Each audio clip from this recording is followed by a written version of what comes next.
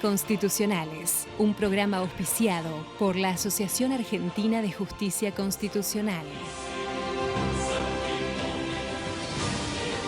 Bienvenidos a Aires Constitucionales, espacio de la Asociación Argentina de Justicia Constitucional. Pueden seguirnos en nuestras redes sociales y encontrar todos nuestros programas en nuestro canal oficial de YouTube.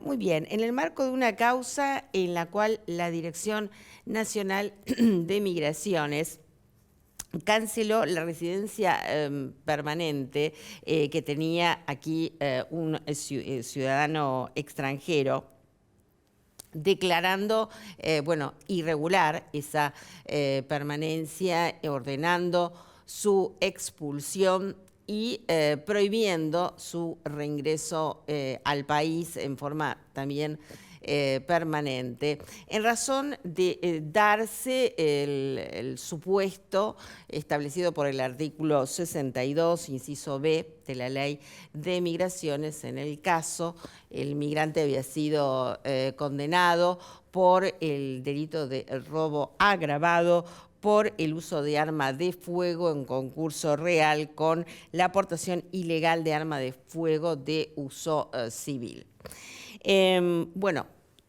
No conforme con este pronunciamiento, entonces el inmigrante presenta un recurso judicial directo que es rechazado en primera instancia y así entonces interpone una apelación e interviene la Sala Quinta de la Cámara Nacional de Apelaciones en lo Contencioso Administrativo Federal, que considera que existieron vicios en la causa, lo que generaba entonces la nulidad del pronunciamiento del organismo, en el sentido que consideró que dicho pronunciamiento se había producido fuera del plazo establecido por la norma, por interpretar que los 2 años desde el cumplimiento de la condena y a su vencimiento, los 30 días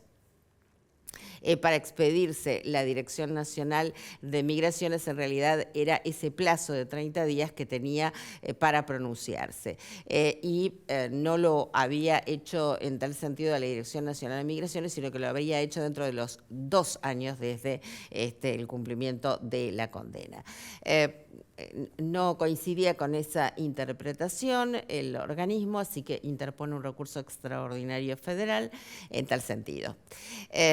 Y la Corte manifiesta que ya tiene dicho en sus precedentes que la interpretación de la norma no tiene que ser exclusivamente literal, sino que debe interpretarse jurídicamente, en forma armoniosa con el resto del ordenamiento jurídico que corresponda, los preceptos y las garantías constitucionales. Y en tal sentido considero que no resultaba adecuado interpretar que el legislador le había dado al organismo un exiguo plazo de 30 días para pronunciarse, sino que la correcta interpretación era la que había realizado la Dirección Nacional de Migraciones, que podía expedirse en cualquier momento dentro de ese plazo de 2 años del cumplimiento de la condena. Bueno, así las cosas, entonces se revocó la sentencia, la Corte revoca la sentencia de la Cámara y ordena que vuelvan los autos al Tribunal de Origen a fin de que se expida conforme a lo manifestado. Muy bien, ahora vamos a una breve pausa y ya volvemos con más Aires Constitucionales. Hoy estaremos conversando sobre la IA y la Constitución Nacional. No se lo pierdan.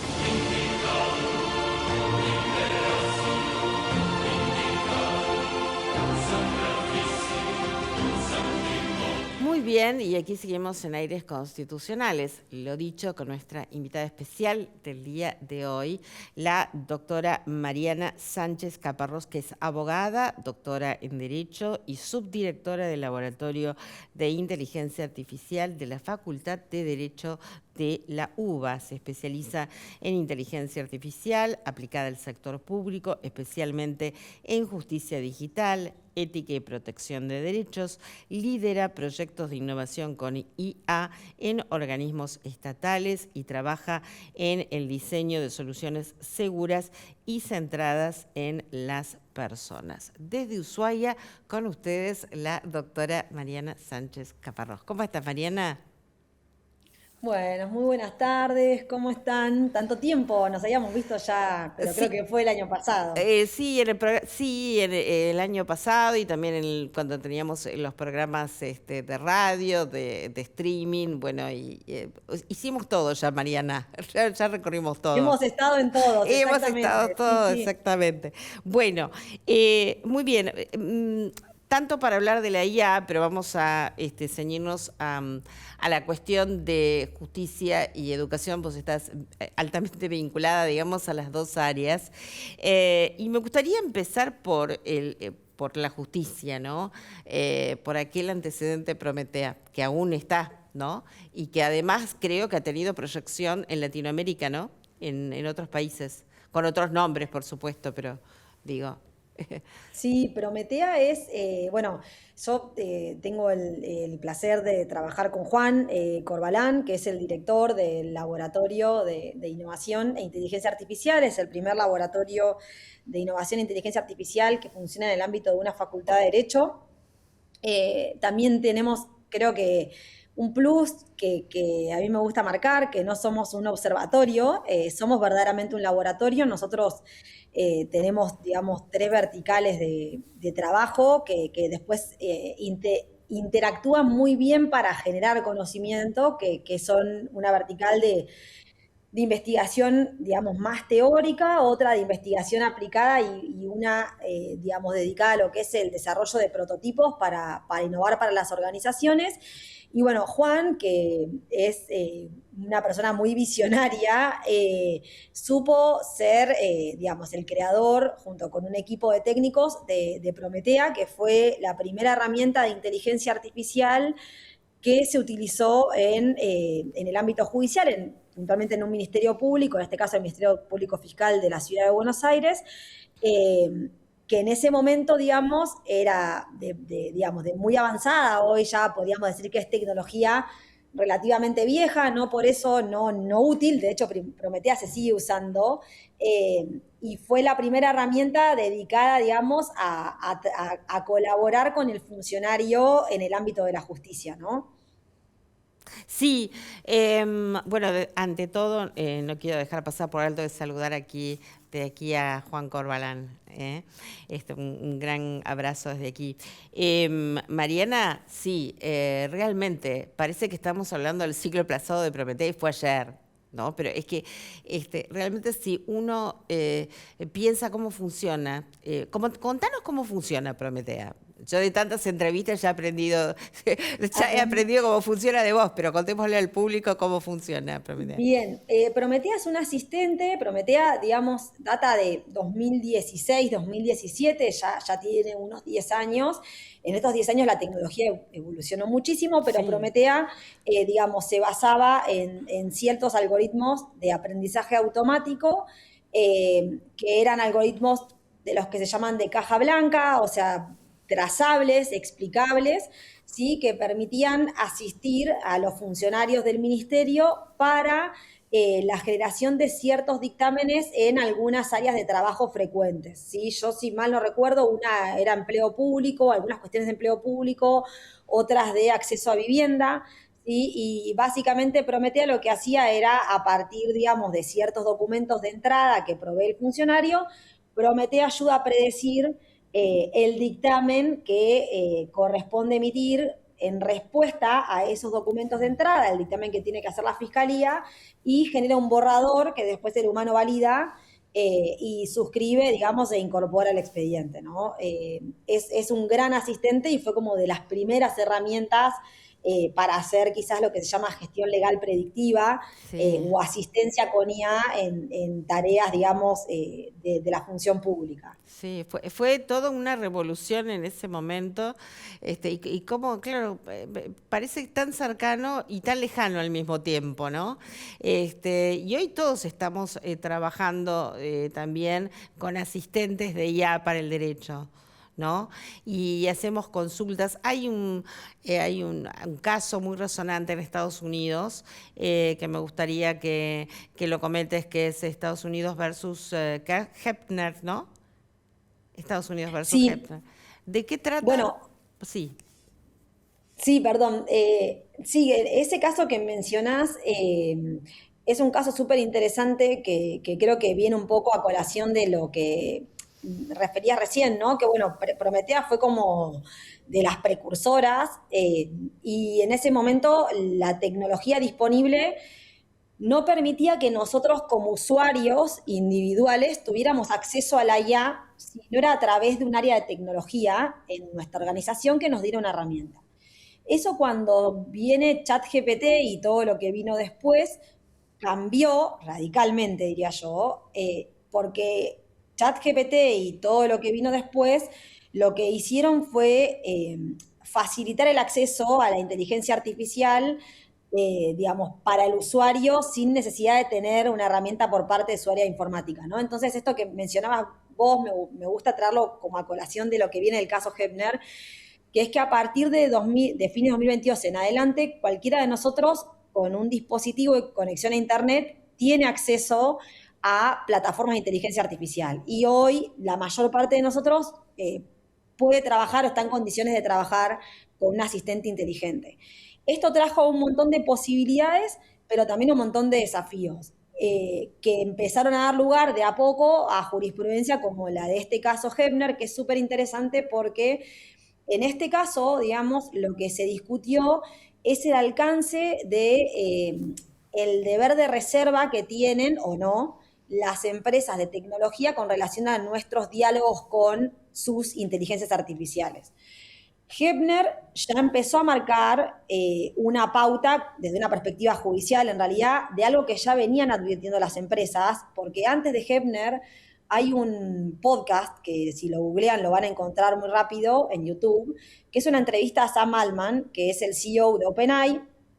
OpenAI es la dueña de ChatGPT, donde básicamente ya un tiempo antes estas empresas empezaban a advertir que no existe un deber de secreto de parte de la empresa con relación a lo que nosotros dialogamos con la IA, ¿sí? De hecho, cuando uno mira los términos y condiciones de usos, lo dice expresamente, que los chats, digamos, se pueden entregar si hay un pedido de un organismo estatal, ¿no? Que puede ser un poder judicial o eventualmente una investigación policial, etcétera.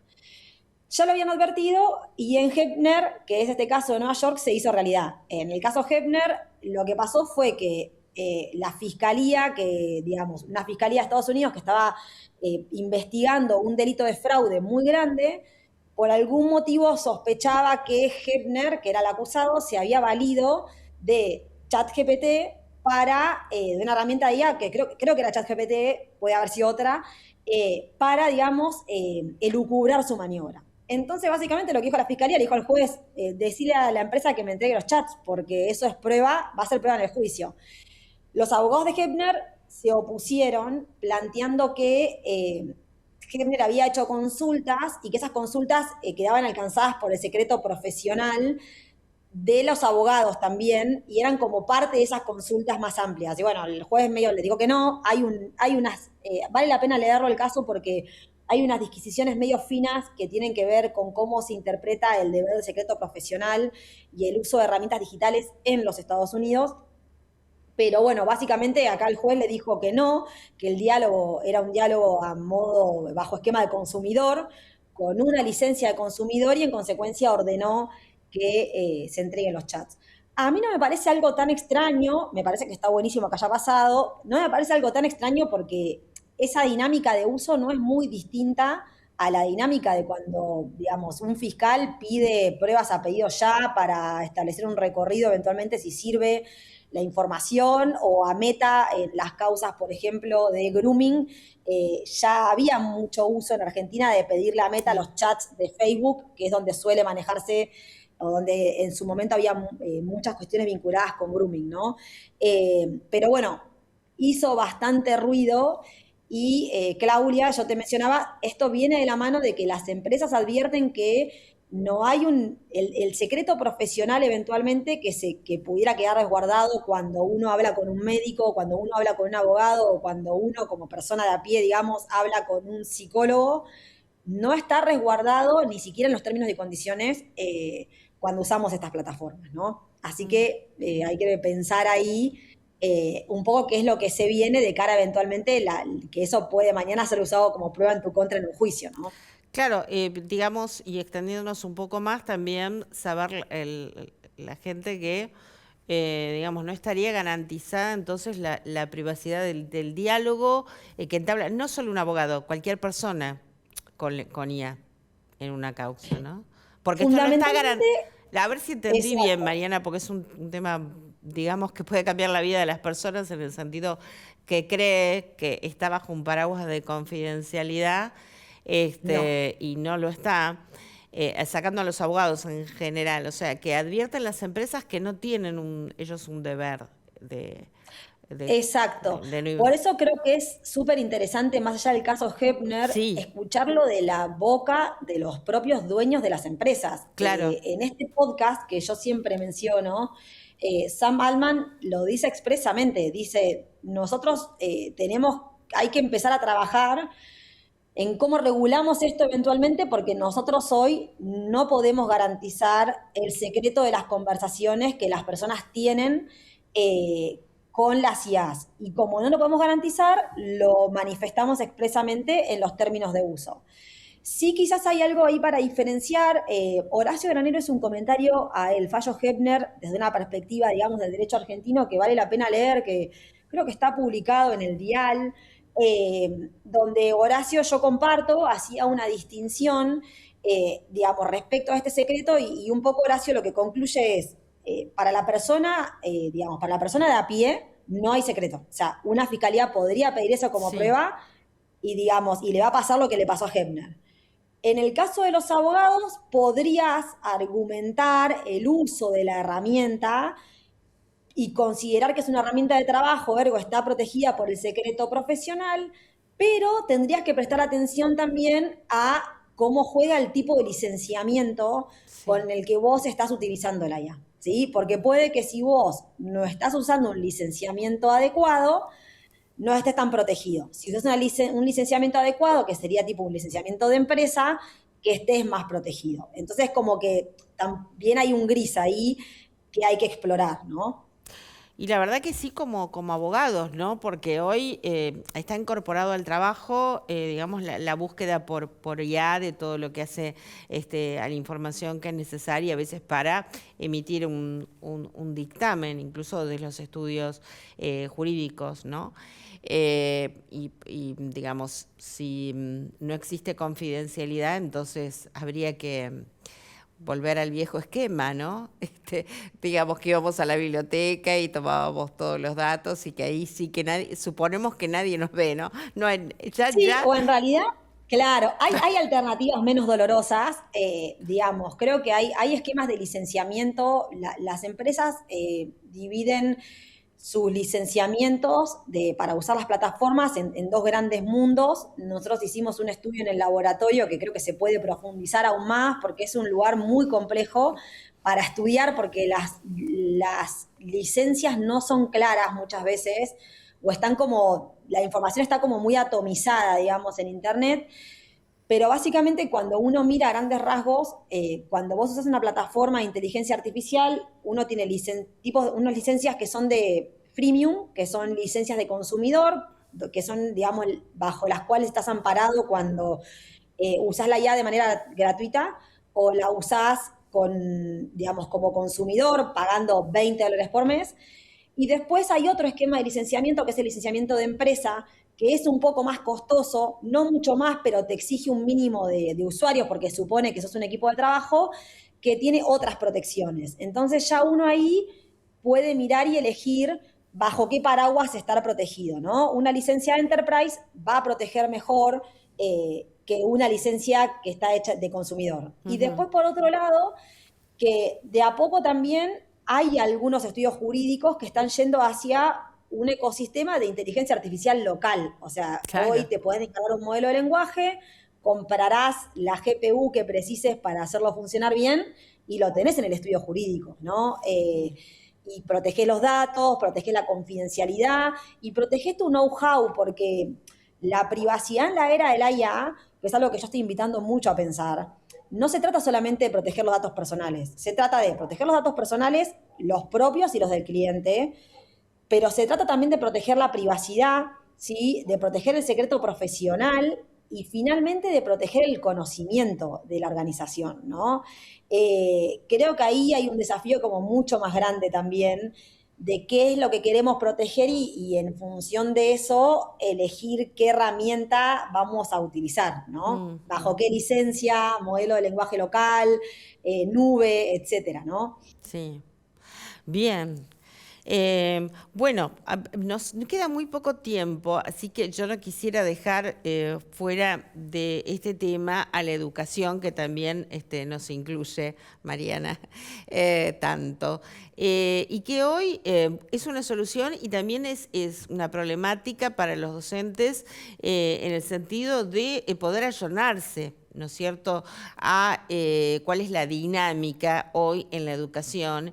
Y realmente cuando tenemos entregas de trabajos prácticos o de exámenes y demás, se da mucho la escritura híbrida, ¿no es cierto? Es decir, una mezcla entre lo humano y la IA. Eso ¿cómo lo ves vos? Bueno, el desafío docente creo que es enorme.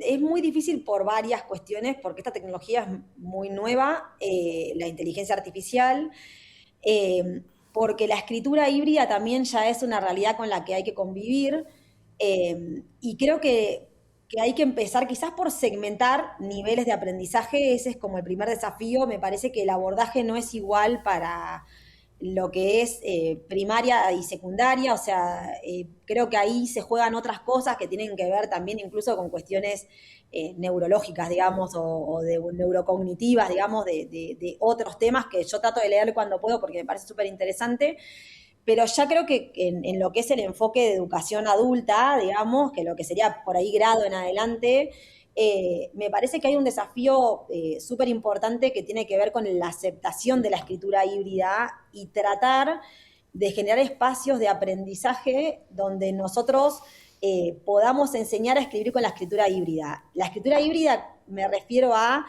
escribir con ayuda de IA, pero manteniendo la huella humana irreductible en esa escritura, que es la que refleja, digamos, el abordaje crítico en el uso de la herramienta, ¿no? O el abordaje responsable, si se quiere, en el uso de la herramienta. Yo trato de hacer un esfuerzo grande y a mí me implicó cambiar absolutamente toda mi manera de evaluar.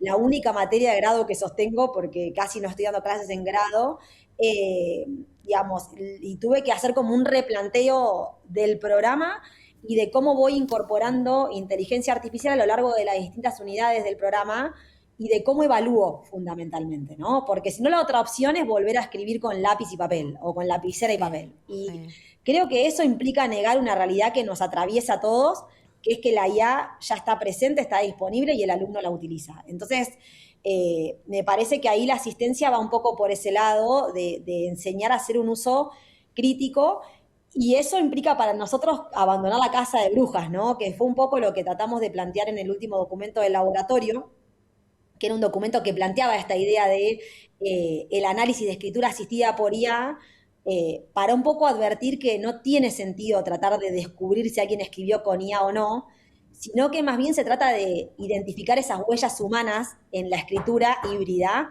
que son las que te demuestran que la persona usó IA, pero siguió pensando. Claro, claro, sí, totalmente. Algo que me preocupa es también la posibilidad, es decir, económica a veces de llegar al acceso de capacitación en IA, a la conectividad, bueno, a tener computadoras también, porque a veces el límite llega a que los alumnos me dicen, bueno, no puedo usar la computadora porque la está usando mi mamá para dar clases, o sea, hay una computadora por familia. Entonces, bueno, digamos, hay limitaciones, ¿no? Entonces, la pregunta es cómo queda afectado el derecho a la igualdad de la Constitución Nacional con esta incorporación de la IA a la educación. Porque habría como desigualdades casi naturales. Y ya estamos cerrando con esto porque lo vamos a dejar pendiente para otro programa porque me parece súper interesante. Sí, creo que simplemente como para aprovechar el poquito tiempo, digamos, la llegada de esta tecnología puntual en realidad Ya cerramos, profundizó una perdón, brecha. Mariana, para que Sí, cerramos en 15 segundos, por eso es para cerrar y listo. dejar planteado para el próximo programa. Dale, buenísimo. Sí, cerra, por favor, sí, cerra. Ah, no, que creo que esto en realidad vino a profundizar una brecha que ya existía, ¿no? Y es la parte del abordaje de esa brecha, incorporar un elemento más, pero no es distinto del acceso a Internet o el acceso al dispositivo en sí mismo, ¿no? Sí. Y bueno, y las diferencias, ¿no?, que se plantean en aquellos que pueden incorporar la IA a su educación y aquellos que no, que por cuestiones económicos, sociales, deben seguir en el mismo sistema, ¿no?